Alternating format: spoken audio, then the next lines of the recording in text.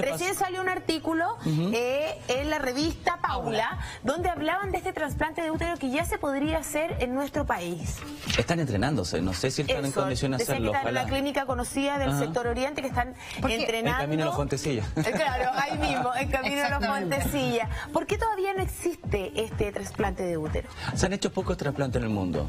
¿Ya? El año pasado en el Congreso Europeo al que fui presentó el sueco que hizo este ciclo. Claro. Fue heavy porque el tipo empezó a hablar, terminó a hablar y miles de personas, miles de especialistas aplaudiéndolo porque esto es un golpe, es un cambio en la forma medicina, que... Así es maravilloso, es increíble. Él contó su historia, esto no es una historia como que se le ocurrió y al día siguiente lo hizo y funcionó. Son 10 años de entrenamiento. ¿Ya? Él era estaba entrenando como gineco-oncólogo, un especialista en cáncer ginecológico. Y estaba en Australia y una paciente le tenía que sacar el útero con cáncer, una niña, una mujer joven. Y ella le preguntó si ella puede ser mamá. Claro. Entonces, los gineco-oncólogos tienen una personalidad bien especial. Su función es salvar la vida. Claro. Entonces, estos tipos cortan y arrasan con todo. Son bien agresivos en el tratamiento y lo que hay que hacer. Está súper bien. Entonces, él, con la formación de gineco-oncólogo, dijo, ¿qué le será a esta mujer que está andando para allá? Lo importante es salvar la vida. Pero esa noche, en el Congreso dijo que se había puesto a pensar. Le dijo, ¿y por qué no? Claro. Entonces terminó su fellowship en Australia, volvió a Suecia y empezó a hacer investigación en ratones, a hacer investigación. Cuando estuvo lo suficientemente avanzado, consiguió permiso del Ministerio de Salud de Suecia, hizo como 2 o 3 casos, creo. Y en uno resultó. Y eso cambió la forma. ¿Y por qué no resulta, doctor? ¿Es peligroso para la mujer? ¿O a lo mejor no es compatible? ¿Hay un rechazo? ¿Cuáles son las complicaciones? El caso que resultó fue una mamá que le dio a la hija. La hija nació con el síndrome de... Se me fue acá el nombre. Asherman. No, otro síndrome. En que no... Klünstern-Häuser. Que nacen sin útero. Ya. No tienen útero, por lo tanto es imposible que sean madres con su propio cuerpo. Madre biológica. ¿Qué pasa? Que madre biológica puede ser con útero subrogado. Pero volviendo al tema, puede ser, ella no puede embarazarse. Claro. Entonces la mamá, que tenía 40 años, le dio a su hija de 20 y tantos años el útero. Entonces, maravilloso. O sea, eran compatibles. Absolutamente. Muy compatibles. Y pudieron hacer el traspaso del útero a la paciente.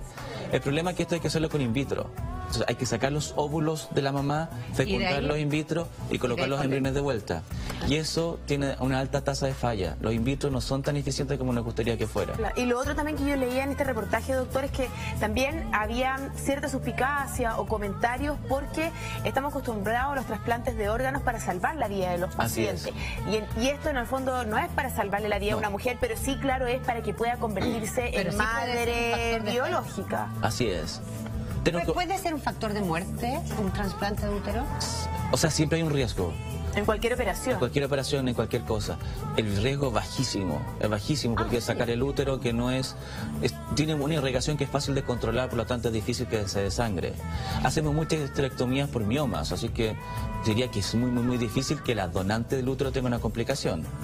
Y la que lo recibe también. En la que la recibe, las complicaciones del trasplante son los fármacos inmunosupresores.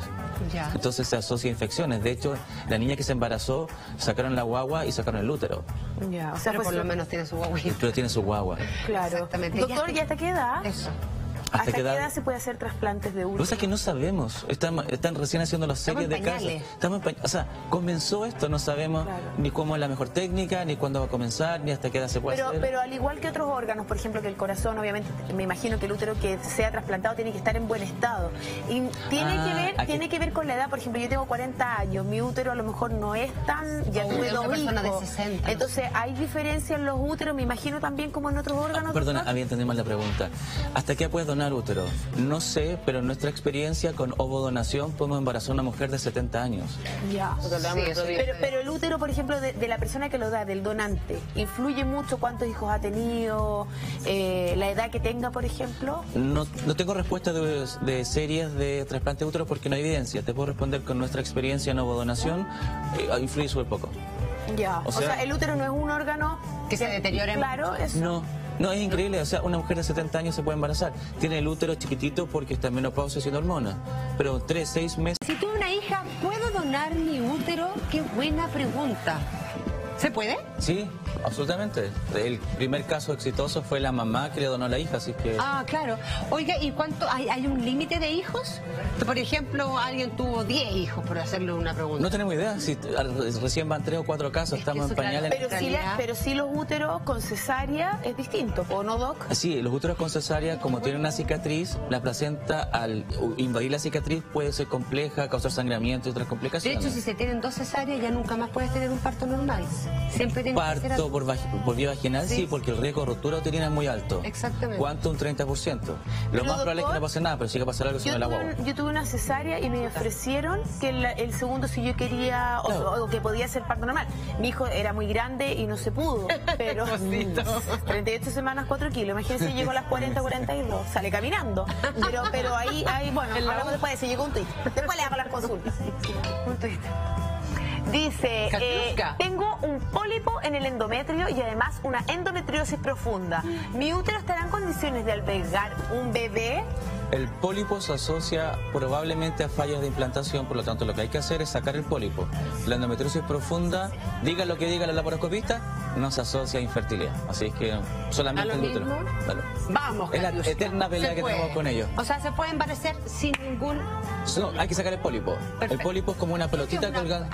Una pelotita colgando dentro del útero. Es como esto es como peras de box, tal cual. Como que uno tiene al medio de la óvula, tal cual. Exacto, colgando que está en el útero, y si el embrión implanta ahí, no va a funcionar. Si implanta ahí, no va a funcionar. Por lo tanto, lo que uno hace es cortarlo, una cirugía ambulatoria, súper fácil. ¿Súper fácil? Súper fácil. Ya, pues, doctor, nos llegó una pregunta también a Twitter, que ella no quiere que mostremos su nombre ni su tweet, pero queremos leer igual su consulta. Ella dice que si puede donar el órgano a su el útero a su hermana, porque su hermana tiene síndrome de ¿Batter? ¿Cuál es? ¿De Vater? Eso, si ella puede donar el útero a su hermana. En realidad, en Chile no hay ni un grupo que lo está haciendo actualmente. Yo tengo entendido que se están entrenando en la CLC. No sé cuánto tiempo van a estar en condiciones, pero a priori sí, no habría problema en donar a su útero, y qué bonito gesto. Perdón, ¿qué es el mal de Vater? Mal de Vater es una serie de malformaciones genitourinarias. Genitourinarias, son malformaciones renales y genitales. Y por lo tanto, esas personas... Puede que no tenga útero, y como no tiene útero, la hermana que no tiene síndrome le puede donar el útero. O sea, que Amiga un día le donó sus óvulos a su hermana. Sí. Ahora tiene un hijo, sobrino, o sea, un sobrino. Genéticamente de ella. Genéticamente es de ella, pero qué bonito. Doctor, también en pareja lesbiana una le dona a la otra. Claro. Eso es súper bueno. Uy, qué bonito. O sea, una tiene los óvulos y la otra lo tiene en su útero. Tal cual. Qué bonito. Exacto. Doctor, ¿y los límites de edad no hay todavía? Repitámoslo, yo sé que ya se lo preguntamos, pero... No hay problema, por favor. No hay experiencia, están recién saliendo los primeros casos de trasplante de útero exitoso.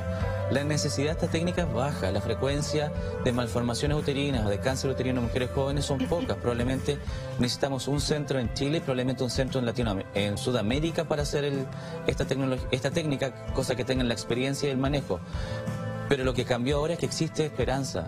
No sabemos para cuándo, pero ya está comenzando. Esto no se para. Oye, me encanta porque es una esperanza a la vida. Tal cual. Las mujeres que no han podido ser y para las mujeres, porque siempre pasa esto de que uno tiene mucho, siempre, bueno, la mayoría, no todas, pero que queremos ser mamá. Y como pasaba con la paciente que le hizo el clic a este doctor sueco era cierto, en el fondo que voy a poder el mejorarme en el fondo de este cáncer, pero después no voy a poder ser mamá. Hoy día por lo menos lo que dice usted, hay esperanza.